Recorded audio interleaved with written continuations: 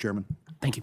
Senator Bennet. Mr. Chairman, I want to first start by thanking you for not just holding this hearing, but for the focus of the Intelligence Committee's attention on this subject for quite a while. I've been on the committee now for 3 years, and what I'm about to say I didn't know before I had the benefit of the hearings that we have had, and that is that the Chinese Communist Party, the Chinese government, will use any means, licit or illicit, to pursue their China First policy.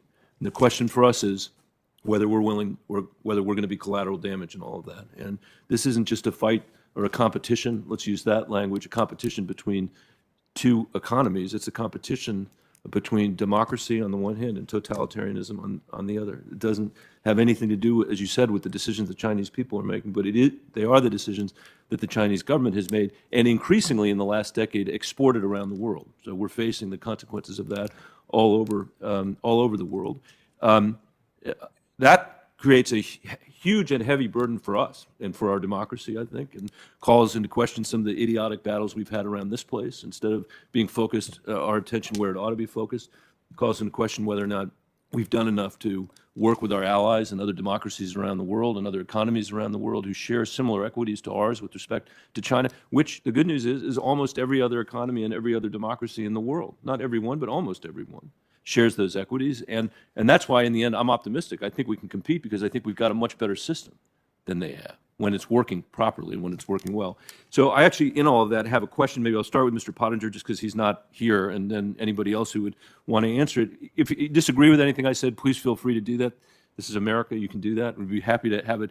But if you don't, I'd be curious what message you would like to send, to go back to the chairman's initial question, to private equity firms in the United States, to their leadership, the leadership of venture capital firms and other investment firms that are investing in Chinese technology, imagining that somehow it's not dual-use technology, imagining that somehow the Communist Party isn't going to be the beneficiary of this, and telling themselves that that ROI that Bill talked about somehow is worth whatever the risks are. So why don't we start, Mr. Pottinger, with you? Thanks, Senator. I think that the argument on returns on investment is rapidly evaporating.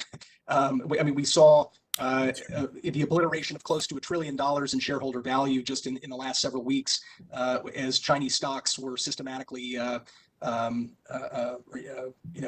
rectified by regulators in Beijing. And so that argument, I think, over time is going to atrophy. But what I would tell private equity investors, including venture capital investors, is that ultimately many of the technologies that they're investing in fact, arguably almost every successful Chinese tech company that exists today was seeded with Silicon Valley or other foreign venture capital money, as well as with Silicon Valley know-how. And we know that some of those companies have now applied their technology to some of the most nefarious human rights atrocities since the mid-20th century. So that is going to come back to haunt companies in reputationally in ways that I think a lot of companies aren't yet prepared for. Is there any? I've got 40 seconds left. I don't know if either of you would like to consume that. I would just like to amplify Matt's message, and with the biggest, I would say, the most painful salt in the wound is when American investors invest in tech companies in China, where that technology was stolen from the U.S. in the first place, and then we are forced to buy that technology as consumers at the end of the day. So our fruits of our thoughts and our ideations and our technology is stolen. Then we're forced to purchase it back from the Communist Party of China is the painful salt in the wound. Thank you, Mr. Chairman.